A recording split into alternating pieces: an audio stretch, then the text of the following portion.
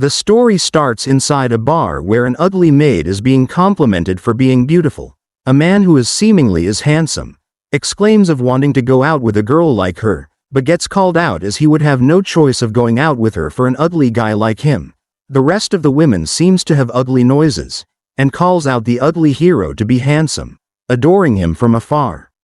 It seems the protagonist of this story seemingly reincarnated as a healer in the reversed world of beauty and ugliness.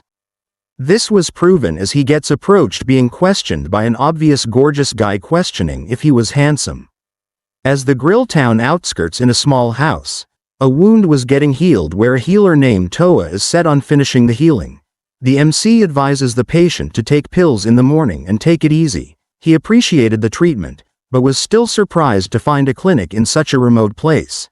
He called the MC to be pretty skilled questioning why he set up store around here. It seems a lot of things happened where he couldn't really explain the whole situation. However, he only pointed one reason, and it's due to his appearance being quite unusual. The patient agrees as you ever rarely see black hair on Eastern priests or nobles. He calls himself to be lucky getting cured by a black-haired healer. As the patient departs, he bids farewell to the MC. It seems he rather get treated by Betty from the town clinic, rather than a black-haired healer. It seems it has been half a year ever since he came into this world. As it usually happens, he was reincarnated into another world by Truck Kun being driven by an orc, and as it usually happens he met a lewd goddess, from whom he received the healer abilities as a perk for reincarnating. Ever since he came to this world there was just one thing that wasn't usual. It seems the value of beauty and ugliness in this world where these kinds of faces are considered the supreme hunks of beauty. It basically means the sense of values for beauty and ugliness are completely reverse, and for the MC's face it's the same as on his previous world and considered a 50-50 face.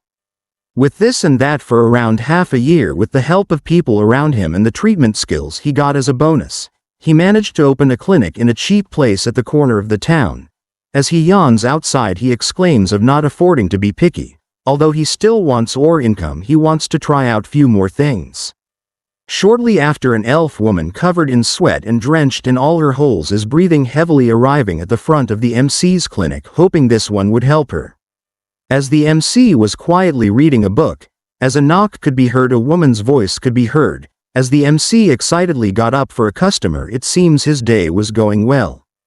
But upon opening the door he was shocked to find out the scene in front of him.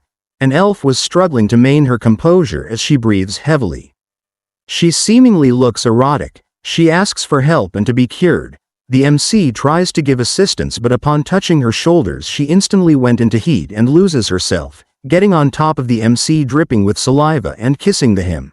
As she tries to start licking, she immediately did the cowgirl riding on top. The MC finds this way too sudden and is suspicious enough to find something abnormal about this situation. As he tries to put things together, he suddenly noticed a cursed mark on her. It seems his mind suddenly went to another matter, but tries to focus on the cursed crest. It seems this crest gave out the lust status effect, which he immediately used his powers to dissolve the issue. As Elf went into sleep, he tries to find out more about the scary labyrinth trap, and if it happened to him it wouldn't look good to say the least, as he tries to check up on the patient. He only hopes the elf won't get mad for seeing her body. Despite this, he finds her to be amazing. Seeing a real woman's body, remembering this made him to get excited, but took the courage to calm down and do a checkup. Inside the room, the elf is still in disbelief about her actions doing such an erotic and unbehaved manner. It seems she was troubled as a woman like her assaulting someone. It seems even if she was put to death she can't complain. As a knock could be heard, the MC tries to check up on her condition but was surprised. As the elf lady bows and asks for her humblest apologies. As she pleads while in tears, she only wished to be punished, asking it to be settled with her alone. She then revealed her identity, being in charge of the adventurer party of the Silver Wings. She tries to give Monterey compensation or anything he wished for, begging to not let her comrades get involved in this issue at hand. The MC exclaims towards her that she doesn't have to apologize, not having anything against her as everything is fine. Confused, this left the elf to be cautious and anxious. As he asks for her head to be raised, he suddenly remembered the Silver Wings party having adventurers rumored to possess monstrous strength, but the elf lady points out that the only monstrous things towards them are their appearance. This made the MC to realize as in this world elves have an appearance that could be mistaken for a monster like orcs. She profusely begged to not have her comrades to be involved and wants to resolve the issue and punishment to be received only by her. The MC pushes the idea that she shouldn't do so as she was cursed in the first place, and besides he finds the elf named Sylvie San to be pretty, which he doesn't mind the erotic altercation earlier. Hearing this made her blush and confused. It seems the MC was only interested in caring for her as a patient. This left her dumbfounded. She then questioned his words as even though she did the most obnoxious thing towards him, it seems he didn't find this unpleasant. The MC laughs at this as even though it was embarrassing, rather he should be grateful it happened to him and insists on the one to be paying. His words made her blush and ran towards outside the door shouting her appreciation, but the MC noted her that she forgot her clothes, which shortly after she stopped in her tracks, dashing back and handing over the payment also. As she left in a flash, the MC was surprised on receiving the substantial amount, questioning what he should do with this amount of money. Shortly after, as Sylvie San tries to catch her breath, she tries to remember the MC's words. It seems the compliment she received seems like a lie towards her, but despite this her maiden heart is now ablaze, captivated by his smooth words. We then got introduced to a glimpse of the harsh treatment Sylvie San received before coming to the MC. It seems she was turned down by multiple healers and clinics. Much worse, she was talked down bad enough due to her ugly appearance in this world. It seems she was affected by the cursed crests, and knowing the easy cure, it seems they don't want to treat her based solely off her appearance. The people outcasts her and is wary of the disease they would get from touching her kind. At the adventurer's Silver Wings base, Sylvie was pacing back and forth wondering on what to do as she couldn't believe she assaulted someone.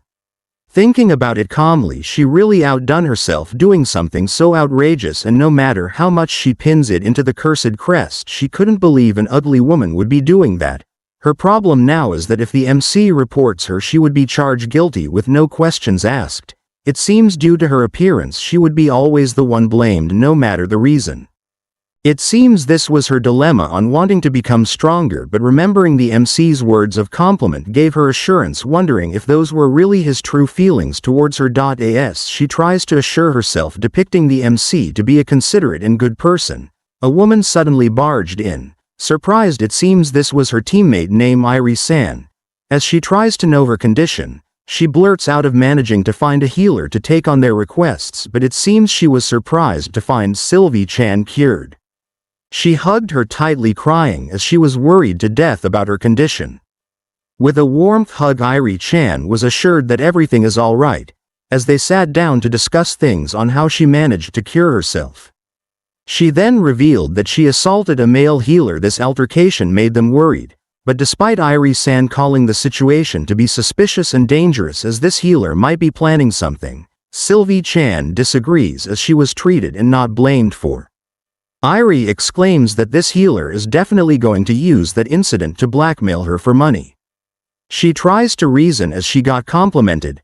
Irie slaps her and told her to snap out of it. It seems before she was already fooled by multiple people.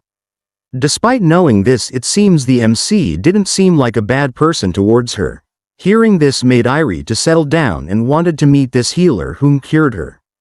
It seems she was still skeptical on the person who cursed Sylvie-san. She ponders about someone showing them kindness has most likely ulterior motive, and her guild member is already smitten by him. It seems this left her with no other choice, wanting to check the situation herself, asking Sylvie-san to apologize and go the very next day. As the next morning arrives, the door suddenly opened as the MC was just preparing to do his best today. Upon a closer look, he was happy to receive them. It seems Irie was straightforward and doesn't beat around the bush much. Despite the MC's warm and pleasant welcome, she immediately apologized, bowing her head for the outrageous actions of their leader. Wanting to apologize, the MC doesn't seem to care much about it as it was out of anyone's control. Despite hearing his assuring words, she still insists on apologizing for the embarrassing scene their leader caused yesterday. The MC finds this hard to deal with as she is too upright, but shifted the topic towards giving her something. This left them confused, but as he handed back the money back to her, Sylvie-san could only be anxious having this amount back, as this was considered as an apology. The MC exclaims of him being surprised as she suddenly handed that large amount of money before leaving yesterday. It seems he was already fined as the incident wasn't intentional, and he only took 1 gold coin to cover the treatment fees.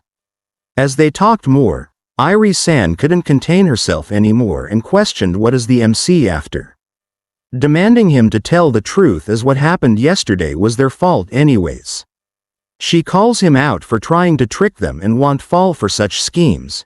It seems any man approaching people like them with a smiling face is definitely plotting something. The MC questioned in his head on what seems to be the matter with their words and anxiousness, but upon realizing the normal beauty and ugliness in this world, things suddenly made sense for him. It seems that in his former world, if a woman suddenly started being nice to him, he would get suspicious as well.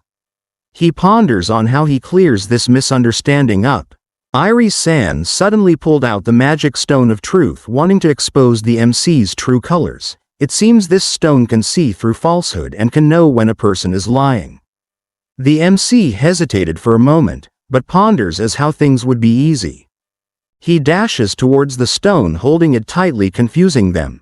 He then exclaims of never thinking of deceiving either of them, and thinks they are both beautiful. She looks at the stone, and upon a closer glance, this didn't react at all. He also revealed his darkest secret of secretly letting out his babies 3 times as the situation was extremely stimulating. To his surprise, the stone suddenly glowed with a beam. He then corrected his words and actually released 5 times. Sylvie and Irie-san could only look and be shocked on what they heard. Shortly after things have calmed down, they all apologized and settled down. They apologize for doubting the MC, as there were a lot of guys who tricked them in the past. The MC also is sorry for saying some weird stuff. They questioned him if what he said earlier was true, if their faces were beautiful. She then questioned if the MC got excited when she assaulted him, causing him to release 5 times.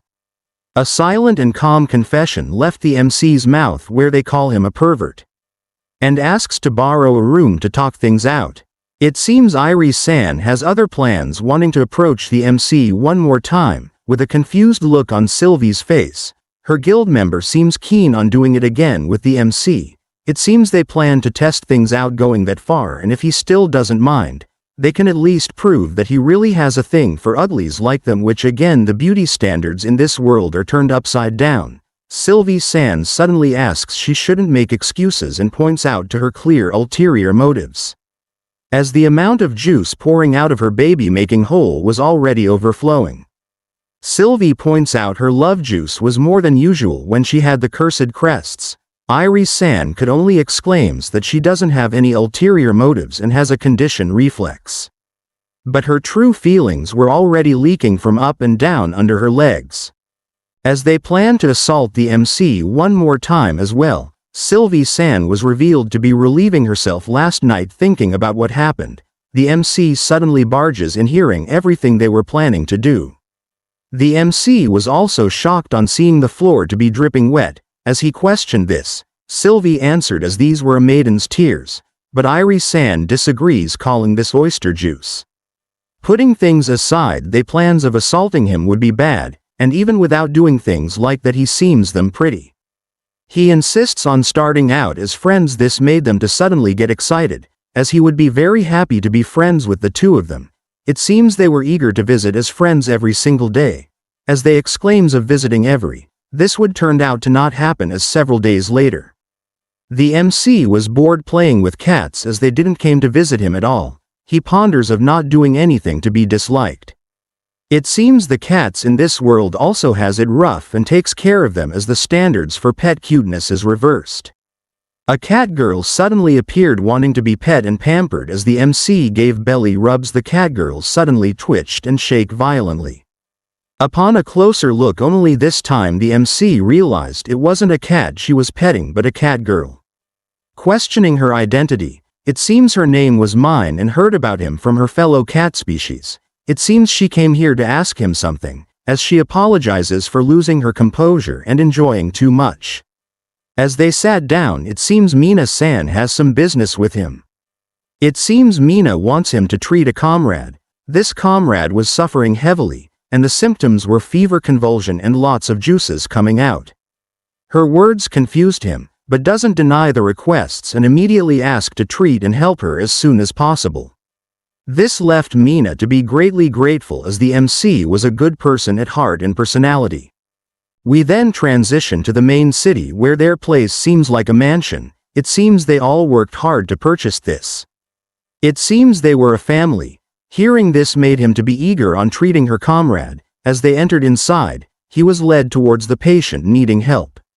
But Mina-san couldn't help and sniff, looking around, as the patient that needs treating isn't here, pointing it out as she is in no state to be wandering around.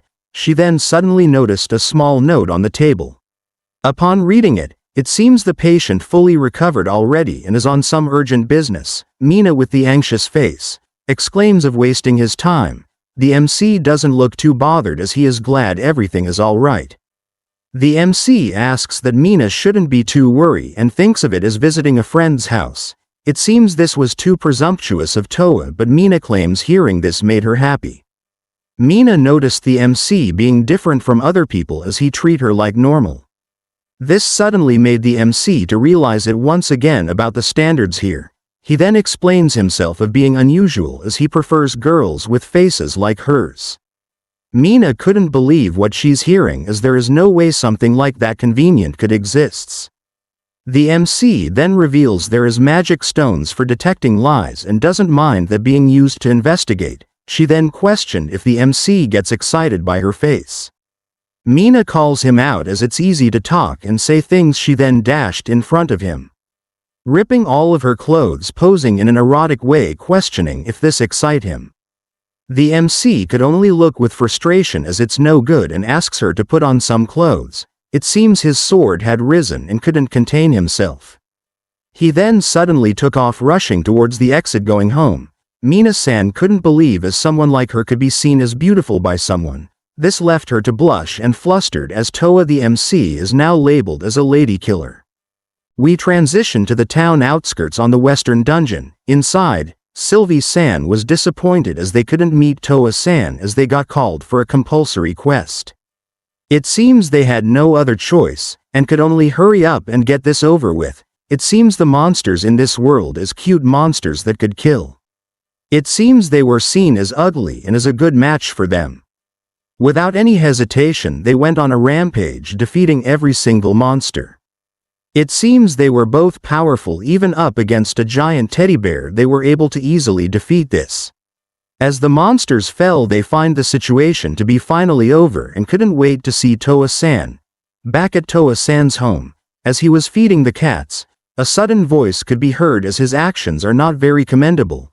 It seems Mina-san was strolling around, and warns the MC as cats that get used to people will approach other humans as well, and those other humans might not be as kind as him. Hearing this made him anxious, as he didn't think that far ahead. Mina shortly talked to the cats, warning them.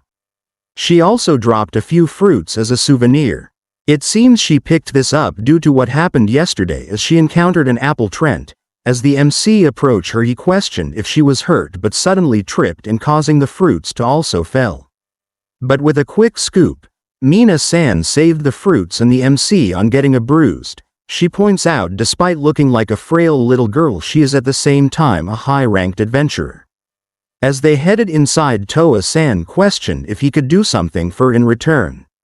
With bright eyes, it seems she already had an idea on what to request, but to his shock she took off her clothing. Only to be explained as beast folk, they seem to leave their scent on the people they like, and it seems she soaked this amulet in her scent via armpit juice. The MC couldn't seem to back out after bringing himself up for it. As he received it, he is keen on treasuring it. It seems she would also visit every day to renew the smell and scent. The MC couldn't deny her request and could only happily agree. We shortly returned to Sylvie and Irie-san. As they tried to clean things up after a raid, they shortly parted to finish things. where Irie-san seemingly has some place to go. As she headed to a bookstore, she was horrified to find a familiar voice and face where Toa-san seems to find it a long time seeing her again. She was embarrassed on being found out of buying romance novels, and tripped due to being a clumsy one, but this left the MC to bear and be face to face with her loving oysters smelling the scent under her robe. It seems the scene was too stimulating for him as he let out pre-baby seeds. It seems he might as well die today as it was the happiest days he could ever have.